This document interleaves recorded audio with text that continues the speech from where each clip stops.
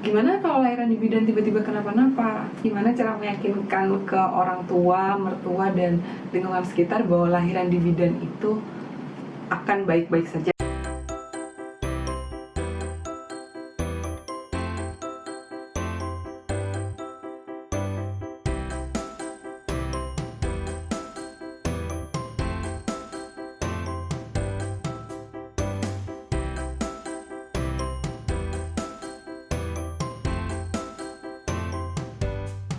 Halo, hari ini aku mau bahas beberapa hal yang berkaitan sama proses kelahiran anakku yang pertama, kurang lebih hampir 1 tahun yang lalu.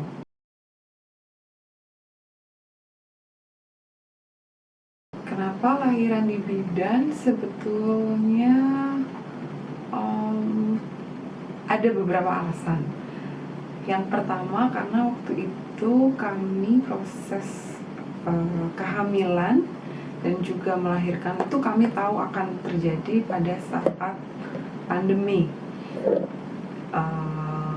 Kalau di masa pandemi, of course itu akan lebih sulit untuk pergi lebih sering ke rumah sakit, karena ya tahu kalau di rumah sakit pasti akan ada resiko ketemu dengan orang-orang yang mungkin mereka terpapar virus COVID-19 waktu itu. Dan juga dokter-dokter yang menangani kami itu kan, kalau dokter obsgin itu mereka juga kadang harus jaga di UGD. Jadi kami tahu betul bahwa ada kemungkinan juga dokter obsgin yang menangani kami mungkin juga akan harus menangani pasien yang mengalami sakit COVID di UGD once in a while, yang kita juga nggak tahu. Jadi satu, resiko kalau harus sering bolak-balik ke rumah sakit di masa pandemi itu bukan kecil.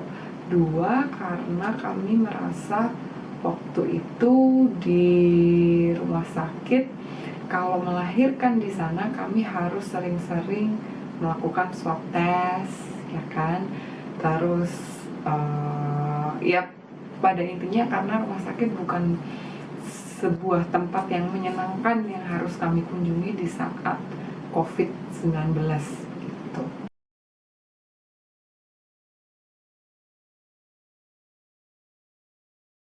Aku lahiran di bidan Eri Tiawaningrum di Citayam, Depok.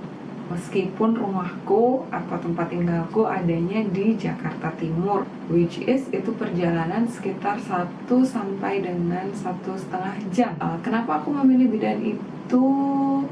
Satu, aku memang sudah banyak membaca buku tentang gentle birth. Disclaimer, bukan berarti aku bilang bahwa gentle birth adalah metode atau pendekatan proses persalinan dan proses kehamilan yang paling baik, tapi buatku itu adalah sebuah pendekatan proses kehamilan dan melahirkan yang paling pas buatku, yang aku yakini. Nah, waktu itu bidan Eri Tiawaningrum adalah salah satu bidan yang memang sudah terpercaya dalam hal membantu proses persalinan dan mendampingi proses kehamilan dengan pendekatan gentle birth.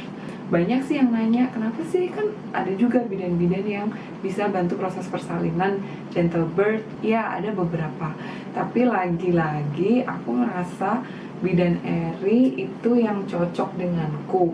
Gimana taunya aku cocok dengan bidan Eri? Satu, aku banyak nonton video-video proses kehamilan dan persalinan yang didampingi bidan Eri, dan aku ngerasa kayaknya aku bakal suka deh kalau dibantu dengan cara komunikasi yang seperti itu, dengan pendekatan yang seperti itu gitu. Kedua, aku juga lihat beberapa testimoni orang-orang yang dibantu persalinannya sama Bu Bidan Eri, ternyata menurutku itu baik dan menyenangkan, makanya aku pilih melahirkan di sana. Dan ternyata memang benar, ketika aku menjalani berbagai upaya untuk mendapatkan persalinan yang nyaman, di bidan Eri memang sangat dibantu, diberikan afirmasi-afirmasi yang bagus, dibantu untuk menyusun birth plan, setiap kali yoga dibantu untuk relaksasi, itu sangat membantu buatku. Jadi itu salah satu faktor kenapa aku memilih Bu Bidan Eri. Kedua, memang pada akhirnya aku merasa sudah menjatuhkan pilihan yang tepat, karena pada saat proses melahirkan pun aku dibantu dengan 6 orang bidan. 6 orang bidan ini semuanya ada di sekitarku untuk assist proses persalinanku dari bukaan ke tiap bukaannya. Adalah satu dua kali yang aku sepertinya kesakitan sekali. Mereka nggak bilang apa-apa, mereka cuma bilang iya, kayak paduan suara gitu, cuma bilang iya gitu. Jadi itu pun hanya dengan dibilang iya itu aku sudah merasa tenang banget gitu. Jadi itulah kenapa aku memilih di Bidan Eri. Kalau dirangkum ya, satu, karena aku sudah banyak membaca track recordnya dari beberapa orang yang melahirkan di sana, dan aku merasa cocok. Kedua, ya aku sendiri merasa dari ketika kontrol dan yoga tiap saat makin cocok. Jadi lah aku melahirkan di tempat Bidan Eri meskipun jauh ya.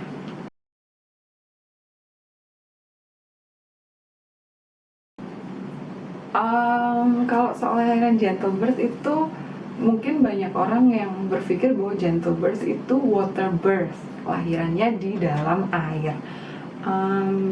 Gimana ya?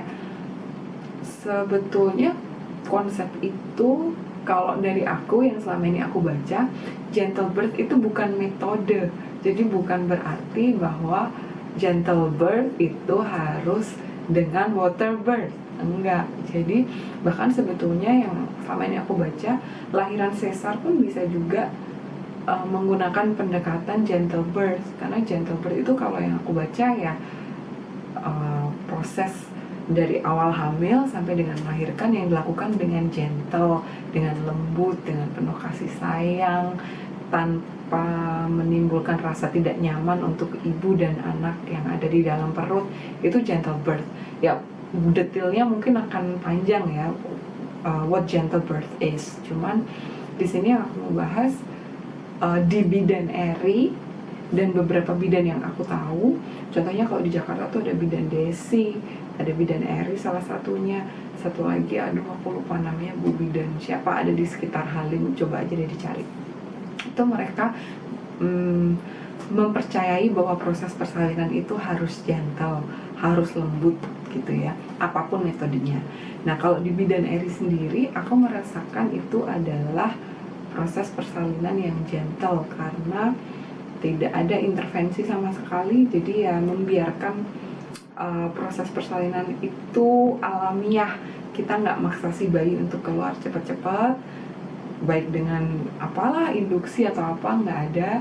Terus mempercayai tubuh ibu ini adalah tubuh yang hebat. Jadi waktu itu juga tidak ada intervensi baik infus ataupun obat-obatan yang diminum untuk memperlancar persalinan juga nggak ada.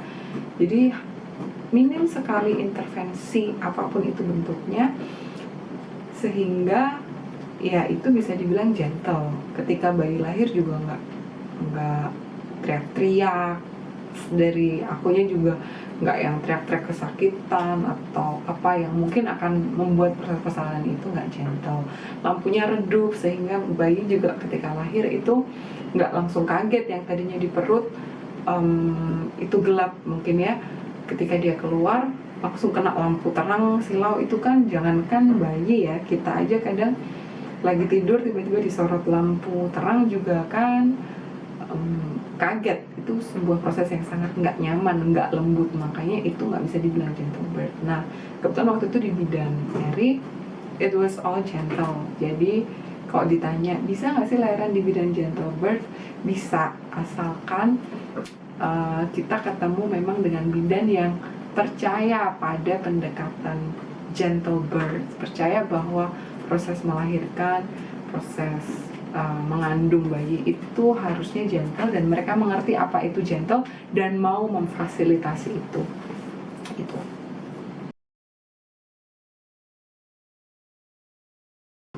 Kalau melahirkan di bidan takut nih ntar kok kenapa-napa gimana gitu.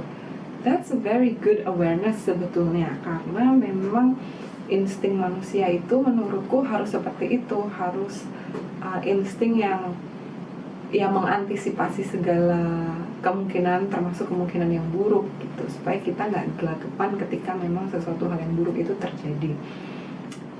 Kalau aku pun sendiri punya prinsip bahwa everything can always go wrong, jadi memang harus membuat skema antisipasi.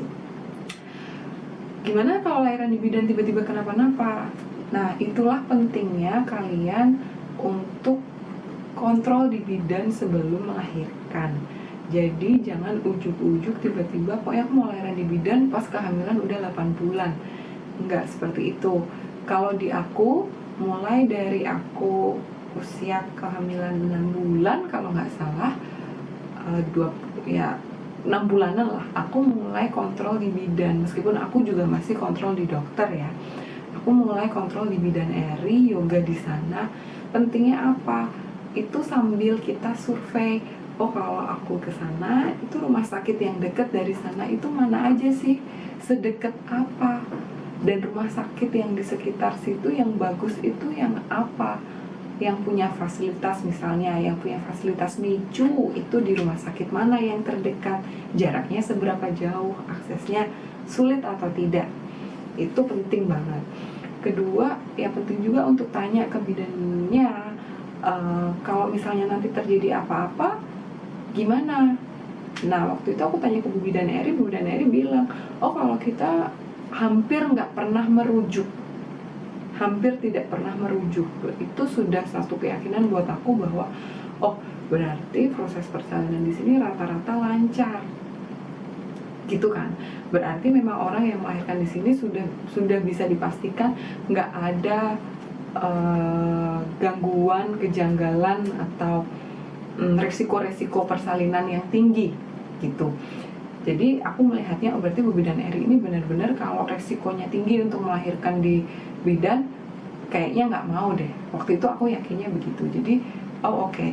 Satu, Bu Bidan Eri bilang hampir nggak pernah merujuk. Dua, dia bilang kalaupun merujuk, ada beberapa rumah sakit yang jadi opsi. Rumah sakit A, rumah sakit B, rumah sakit C, yang itu setelah kami lihat memang jaraknya sangat dekat dengan tempat Bidan Eri ini sendiri gitu. Dan Bu Bidan Eri juga bilang bahwa dia sudah punya hubungan personal yang baik dengan beberapa dokter di rumah sakit yang tadi disebutkan. Jadi dalam artian ketika Bu Bidan Eri mau merujuk itu, Bu Bidan Eri bilang biasanya dia sudah calling dengan dokternya dulu. Dokternya oke, baru si kliennya Bu Bidan Eri dikirimlah ke rumah sakit itu. Jadi dokternya sudah kasih konsen dulu, baru Bu Bidan Eri kirim gitu. Dan itu pun jaraknya nggak jauh.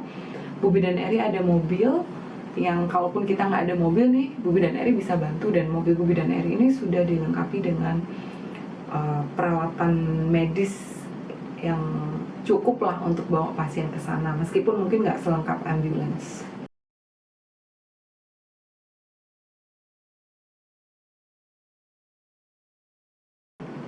Oke. Gimana cara mengkomunikasikan bahwa apa ya, mungkin maksudnya gimana cara meyakinkan ke orang tua, mertua, dan lingkungan sekitar bahwa lahiran di bidan itu akan baik-baik saja, mungkin gitu ya. Jujur aku nggak punya pengalaman itu, karena dari awal memang aku dan suami sangat menjaga supaya tidak terlalu banyak suara yang masuk ke kami, intervensi dan macam-macam. Jadi kami juga nggak share ke orang-orang kami akan lahiran di mana, ke dokter siapa, bidan siapa, itu kami nggak banyak cerita. Jadi ya pokoknya kami lahiran aja gitu. Dan daripada kami cerita keluar-keluar, kami mau lahiran di sini, kami mau ke dokter ini, kami di rumah sakit ini, kami memilih untuk fokus mempersiapkan proses persalinan yang lancar, sehingga dimanapun nanti kami akan melahirkan anak kami bisa cerita bahwa kami sudah melakukan yang terbaik, pilihan kami sudah merupakan pilihan yang melalui banyak proses pertimbangan gitu. Tapi kalau misalnya aku disuruh untuk memberikan saran, gimana ya cara meyakinkan bahwa lahiran di bidan tuh nggak apa-apa, what I can say is ya dipastikan aja bahwa kehamilan kalian pun nggak ada masalahnya. Bukan nggak ada masalah ya, biasanya kehamilan pasti ada aja masalah, tapi dipastikan aja bahwa kehamilan kalian itu kehamilan yang baik-baik saja, yang persalinannya tidak beresiko.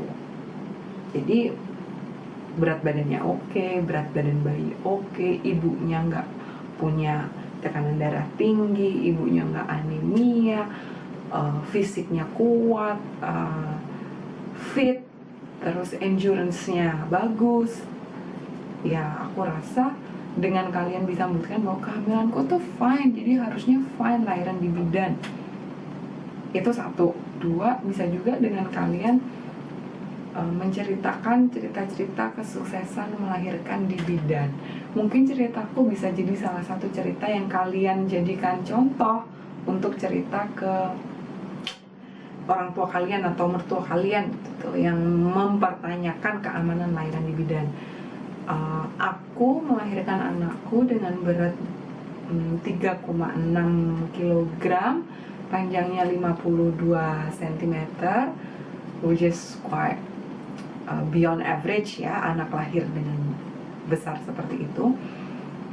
Dan aku melahirkannya tanpa robekan sama sekali, bahkan lecet pun enggak. Aku sih percaya proses melahirkan itu proses yang alamiah. Bahkan kalau diingat-ingat dulu nenek kita, ibu kita mungkin lahiran juga cuma dibantu dukun, itu pun it was fine gitu. Ya sekarang masa dengan bidan yang sudah sekolah lama, ada ilmunya, punya alat-alatnya, di backup sama rumah sakit, mereka punya surat izin yang sudah di istilahnya certified lah ya untuk membantu persalinan, masa kita nggak percaya sih gitu.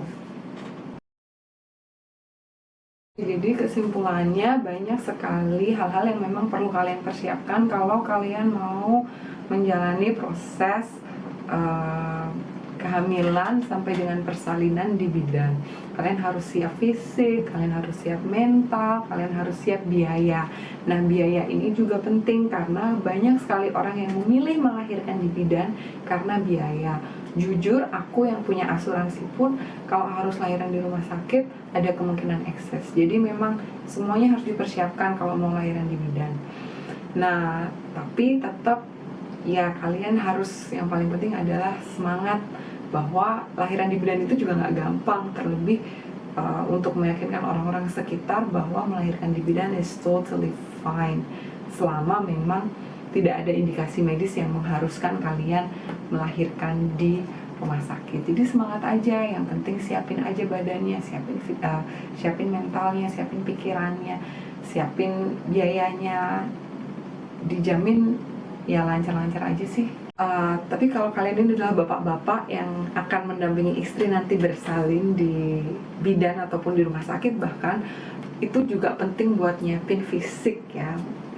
Fisik, nyiapin kalian supaya fit, harus strong, harus endurance-nya juga tinggi karena mungkin juga akan ikutan nggak tidur. Nah, ada beberapa hal yang perlu disiapkan untuk dikonsumsi sambil nungguin istrinya bersalin.